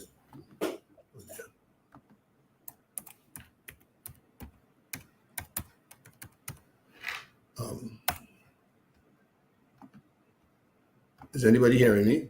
Yes, We're now hearing you, yes. Yeah, go ahead. Look. We hear you typing too. Yeah, well, all right, because the screen had disappeared. So the question is, I mean, how can you at one stage say that your objective is to defend the foreign exchange reserve, but carry out a policy which actually does the reverse? It's not good economics and it's not good policy. All right. So if you ask me, as you did, whether I'm happy with the budget, well, I'm saying that there's some things that sound sensible in the budget, and there are many things that aren't. All right, and what is the real objective here? Is the objective? So do we go with your first answer that you're happy with the budget? I didn't say that I was. I didn't say that I wasn't. In fact, I gave no answer. Well, let me try and get an answer out of you. What do you see good in the budget, and what do you see bad in the budget? The economic policy is bad, quite frankly. And you can't talk about, we'll get together with the central bank to talk about, to find ways to get people to bring their money back. Where do you put your money? And what are the key considerations in terms of where you place your money? You put money in a bank. Which bank you would pick? And why you would pick one? Just the considerations. Mm-hmm. Because you have confidence in that particular institution, you feel that it would happen, that your money is safe there. All right, but if you keep hearing that and by definition from a peculiar position, I mean, we talk about foreign exchange. No foreign exchange is kept in this country, none, except the what you call it, monetary, what we call cash. Everything else is balances which are kept with correspondent banks. That's why they can't give you cash when you go to the bank, but they could give you a check. The check is drawn on the bank abroad.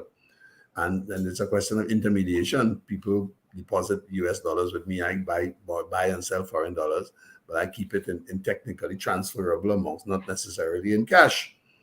Right? And that's what businesses will do. But we are also in an electronic age. Do you have to keep since all the banks, including the central bank, keeps all of its reserves somewhere else in the world? They're not in Trinidad. We don't have $6.6 billion in Trinidad. The central bank reserve, the Trinidad and Tobago reserves, they're not. They're with correspondent banks. They're in IMS special drawing rights, etc., etc., etc. They're not in a vault down in the central bank. You could access your money from anywhere in the world. So where would you put your money? You would put your money where you will get it back and you feel that it's safe, or you would put your money where you get the kind of rate that you're looking for. Now, those are the considerations that you have to look at from the point of view of foreign exchange policy, and that has to do with your taxation system. Am I going to get this? Am I going to get my money back when I get there? What rate is it which it is taxed? And a fundamental variable: how much money could I earn on the balances which I have, in US dollars? So the question would be: what's the interest rate in Trinidad and Tobago in US dollars? What's the interest rate in the States? Well, we know that the interest rate environment is increasing. I could put my money in treasuries and I could get anywhere between 4 and 5%. So that's a wonderful position to be in. So I'm not going to put my money in a bank in Trinidad to get 0.5% or 1%. So that's a great reason for keeping my money abroad. And if, for example, I am not confident that I'm going to get it when I want, or the minister is eyeing my foreign exchange balances, I don't want it in a place where he could get it. And because I need it to run my business. Right? So, bottom line, I don't know what you're going to go and talk to the central bank about at the moment. And this is where fiscal and monetary policy diverges. The fiscal policy is expanding, sending money into the system. What is the central bank doing? The central bank is taking it out of the system as fast as it can and packing it up in what you call tender or tap bonds. In other words, they don't want too much. All the banks, that's one of the reasons why the financial stability report says Trinidad and Tobago is well capitalized, right? Broadly, it's modest in the terms of its lending. right? Because there's a lot of surplus TT dollars in the system. And if they were to let it loose, then my foreign exchange rate, sorry, it will suck even more imports in. So we have a situation where my fiscal policy and my monetary policy are going in the wrong direction. What does the country really want? Did the budget address that? And the answer to that is no. So I can understand why people would be happy with the budget. They get $1,000 in terms of book grant. It sounds good, right? We're gonna what you call it? We're gonna increase the minimum wage, right? It only costing the government $50 million. So who is it costing? Where is this minimum wage so low? Especially if the unemployment rate is 3.7%. Quite the opposite. What you would expect in the marketplace is that people are scrambling for what you call it labor, right? But if that isn't happening, something is wrong with the statistics. Something tells me that everything is not right, right? So I'm saying that the budget really doesn't address some fundamental economic issues. It's at variance with one of its stated objectives, which is defend the foreign exchange rate. Because you can't do that and basically keep running deficits all the time, right?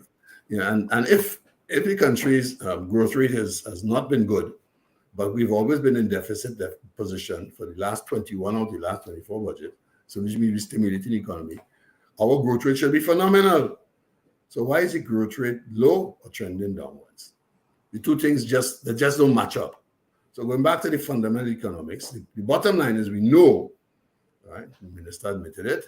We're not seeing any new gas until 2028, right? So we know that the energy sector is depressed. Right? And Kevin Ramnarayan gave a brief rebuttal, 2 minutes, right? He just went from Chaga Ramos right down to Galuta, and he came down the southern peninsula and went around, and he pointed out the level of inactivity and decline. So we have to say that at the end of the day, notwithstanding a stimulated budget, we are having a problem in our dynamo, and our dynamo is the energy sector. And it says that we can't continue to depend on it. So telling us we've been in energy for 100 years and so on, that's an idle boast. Because what matters is not so much what we did in the past, is what we're going to do in the future. So the budget is there much that the state can do in the energy sector that they're not doing? In terms of exploration, in terms of gas coming on board in 2028, he talked about Stuart Young's negotiation with Maduro, etc.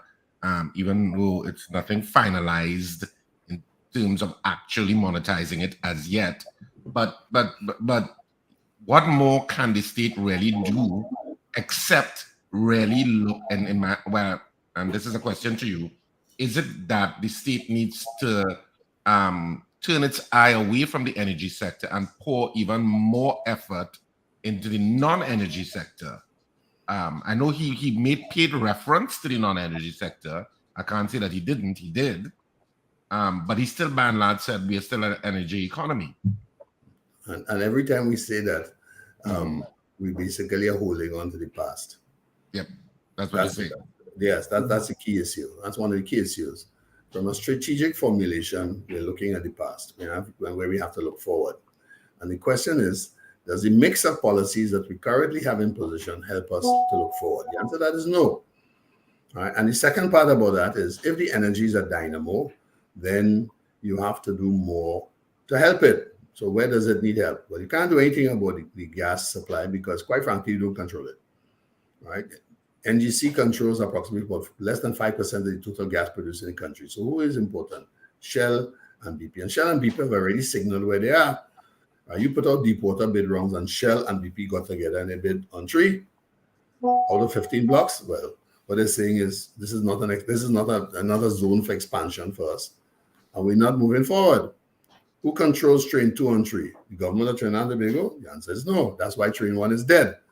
And you asked me this last time, and when I told you, you said to me, but surely our technicians have been negotiating all the time, and they know what to do and so on. I didn't answer you at the time, right? But clearly we have made a lot of mistakes, right? And we have spent our time looking at the positives rather than the mistakes that we've made. But if we have to move forward, we have to talk about How do we correct some of those mistakes? Are they correctable? And do we now need to step in a different area? So how do you encourage production? If you say that the energy is important, well, do you need a small tinkling of the SPT, or do you need a large one? Do you need... How do we correct it, Mariano? And is it correctable? Well, some of it is correctable, right? And the point, we may also have to face facts that we may not be able to generate the type of gas production we did because we made mistake in terms of how we used it. We may have used it too fast. And that was also considered, that's a technical failure, which was made upfront in a negotiating room 24 years ago. You can't correct that now. You don't have the gas, right? But those are mistakes that were made. And there are mistakes, and there are mistakes which are documented, which nobody has really started to talk about. And I'm going to have to start talking about it now to talk about how we address the future. Right? And that is, I think, is right. So we need to have a dose of reality here. All right. And the buoyancy that says that the budget is great, the budget is the best. So there are three editorials yesterday. The one editorial that disagreed is the Express editorial. And the Express editorial got it right. The Guardian editorial and the Newsday editorials got it wrong. The Newsday started off in terms of looking at it, and somewhere halfway along the line kind of wandered off. All right. So everybody's been looking at what one would call populist measures. And the populist measures are, well, we increased the minimum wage, and we gave book grants, and we did X, Y, and Z, and so on and so forth. And we have back pay. But we're going back to the Williams days. Williams used to give back pay almost every watch with 2 or 3 years, right? At Christmas time, kept everybody happy, right? Is that what Trinidad and Tobago needs to move forward? The answer to that is no. Right? We need to pay a little bit more attention to some of the things that we need to really get down to. Everybody is thinking, it's short-term thinking. Right? And quite frankly, there are some things that governments could do, and there's some things that governments facilitate. If people start thinking only short-term about Christmas and budget and how much money we're going to spend, we miss the point about how much money we're going to save, how much money we're going to invest, and the areas in which we need to talk about savings and investment. There was nothing in the budget about that. And quite frankly, those are the areas in which Trinidad and Tobago has to pay copious attention to. Right. Well, how do you marry, how do you mix that, get that proper mix with the reality and the politics that you've been part of it? Yes. You understand? Yes. How do you fix that? Yes. All right. So we what you call it. Every time we build a building or we build another hospital, we build expenses. Right? We don't build revenue. All right. We build a long list of expenses. Right? Things have to be maintained. Consumables have to be in position. And we sell the idea that healthcare is for free. Well, why is it so poor then? And then also too, since healthcare is for free, why are there so many private hospitals growing at the same time when we're building so many public ones? One would have thought that because it's free, because it's available, because it's there, and more generally available, right? Why would you want to go to the private sector if you could get in the public sector and you could get the same quality of healthcare? You wouldn't want to go, no need to do it. So there's something about the signals that tell you a different story. And it depends upon which signal you're prepared to listen to. If you're prepared to listen to the official documentation, which says we're doing well, everything else is going well, the economy is going to grow and so on, well then we're doing well. But the reality is that there's some underlying trends which tell us that we aren't. Right? And they're broad generalizations. The decline in foreign exchange is one, saying that because people are spending money on their credit cards. The reality is that demand for foreign exchange is going to grow up once the rate of inflation in the rest of the world goes up. Standard, right? So if you're buying the same amount, and world inflation has gone up by 10%, right? Then by definition, you're going to use at least 10% more foreign exchange. That's a fact. So that the demand for foreign exchange is not likely to fall if you keep things the way they are and the way demand currently is structured. In those circumstances, the only thing that could change is the price. And then the talk about devaluation is fallacious. There's no need for devaluation. There may be need for foreign exchange adjustment and change of the adjustment in prices. But that can be handled at the commercial banks and the central bank. Is very simple, right? And the way the fundamental theory of interest rates or the fundamental theory of exchange rates is a dummy variable for the fundamental theory of interest rates.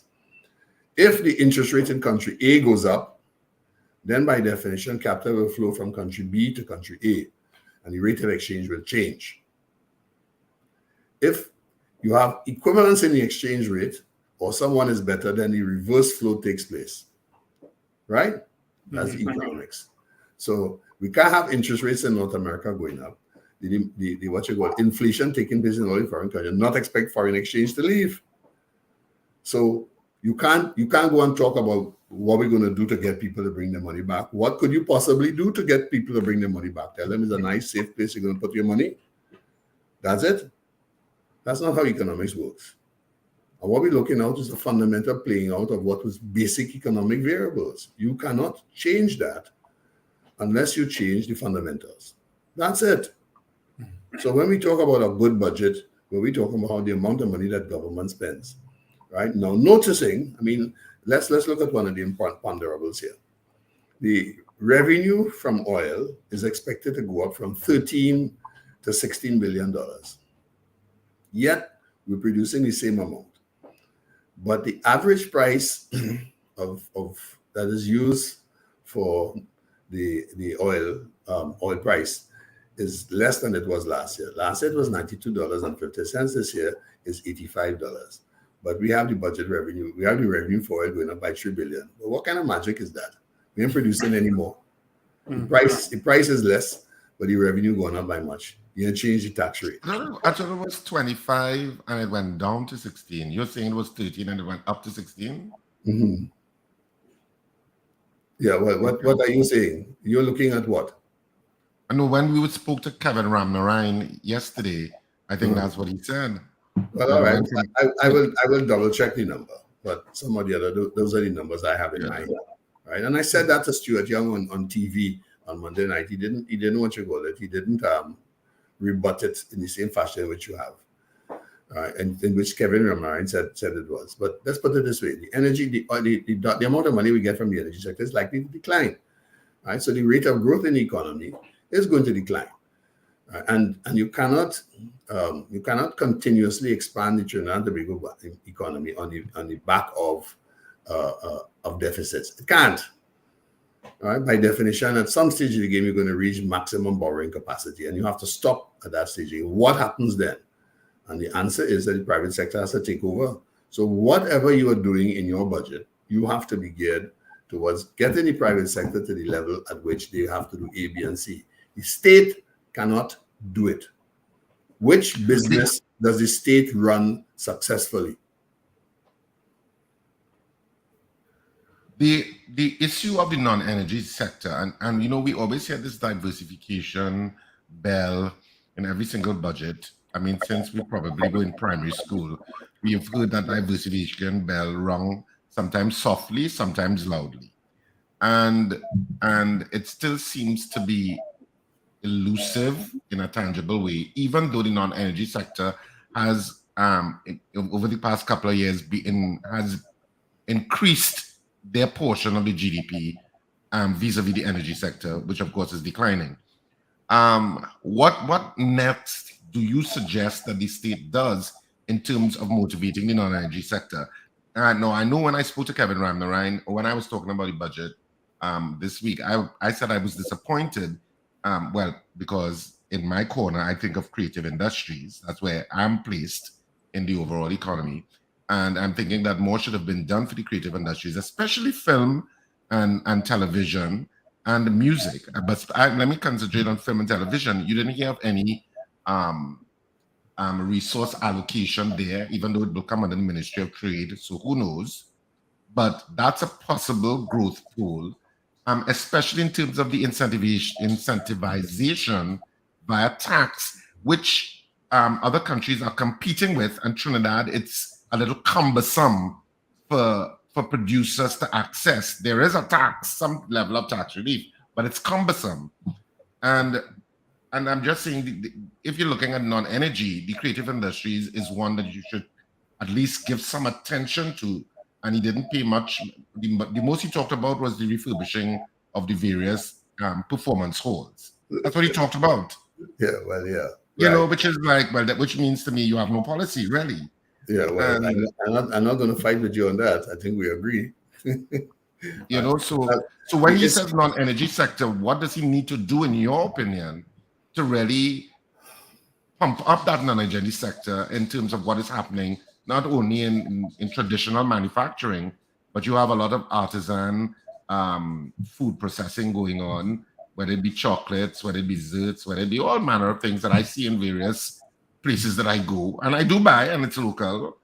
And, you know, so I don't know where they haven't made this step up. They haven't made a movement up. And to do that, you need volume and scale. Now, let's look at some of these successful businesses in Trinidad. That tells us a little bit about them.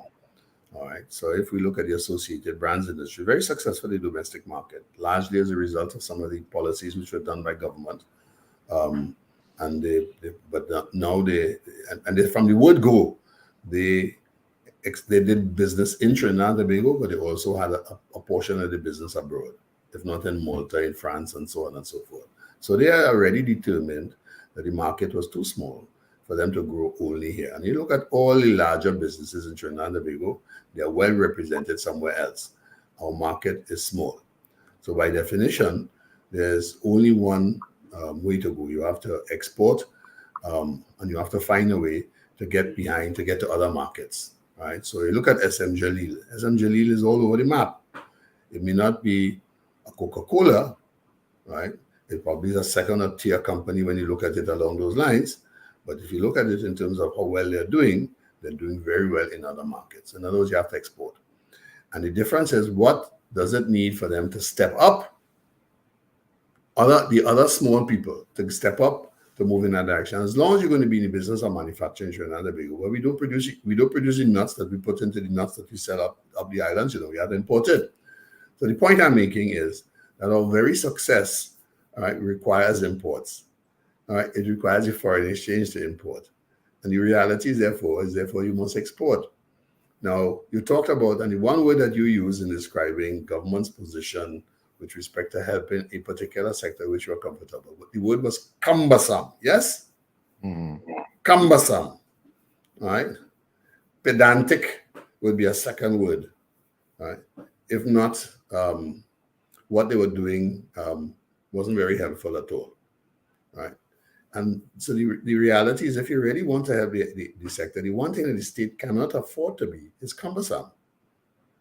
It has to be nimble, it has to be light. It has to make their life simple now. And that's why I said at the beginning, right, the ministries talk about all of these things with regard to integrity, what fiscal sustainability, what it wants, what its mission is, and so on. All right. But yet, I can only access the budget document. So I couldn't prepare any presentation for where I'm going to, because I had no data on which to prepare it with. Because the data that the minister was using didn't become available until sometime after 12 o'clock last night. I ought to have been available as the budget speech finished on Monday afternoon. If you are serious and you're committed and you're talking about development, you're talking about helping the private sector move forward, then you have to enable them to be able to do what they have to do. You cannot afford to be cumbersome and pedantic. And he spent more than about, I can't remember how many minutes he spent talking about fintech and everything else, right? We have a number of customers. Digicel basically cuts you off after 7 days if you don't pay your bill. They are centralized. Most of their customer relations and stuff is done out of Jamaica. Not done in Trinidad and Tobago. It's a regional organization, and they're centered and where they figure that their front end cost are the lowest. So they're doing it in Jamaica, right? Some people who I'm acquainted with paid their bills on the 25th, electronically transferred. So that should take place the same day. As at yesterday's date, the money had not reached the account, had not done X, Y, Z. We promoting fintech, right? Bottom line is that Trinidad and Tobago needs to up its game electronically in all levels, in the private sector as well as in the public sector. Right? Anybody trying to access the registry, and you should know a little bit about that, right? Over the last, 2 years, I mean, it's been a blinking disaster, right? So when we're talking about, some of these basic things, it's important that we get the professional front-end systems to work and to work well and to work seamlessly. And if we say we're going to make a change, then we must do it. If the minister is going to stand up and talk about the amount of help that is given to such as socially displaced sectors and so on, then by definition, the system for managing it should be simple. Now, the reverse of that is to do a survey amongst all the people who are supposedly applying and find out how easy it was for them. You think you can understand and extrapolate the results before you get to the results of that survey? I know I could. I know that. Well, I mean, time has creeped up upon us, so I mean, this is where we're going to have to leave it, Mariano.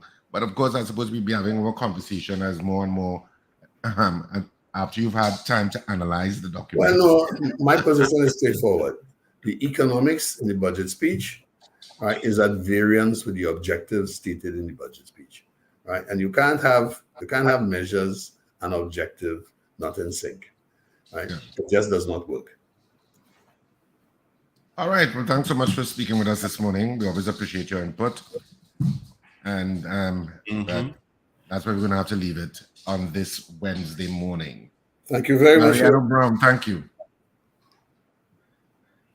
Thank you so much, Mariano. All the best to you. Have a great one. You too. Bye-bye. All right. Take care. All right. Of course, that was Mr. Mariano Brown speaking with us tomorrow. Of course, our guest tomorrow morning will be Mr. Brian Manning. We will chat with him come tomorrow morning. All right. All right. So this is where we wrap up the Power Breakfast Show this morning on this Wednesday morning, midweek, believe it or not.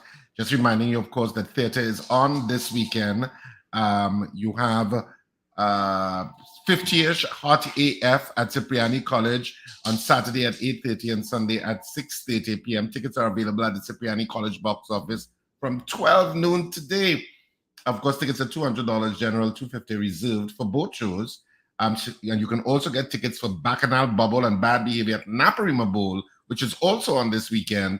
And the Naparima Bowl box office also opens from 12 noon to 6 p.m. today and for the rest of the week.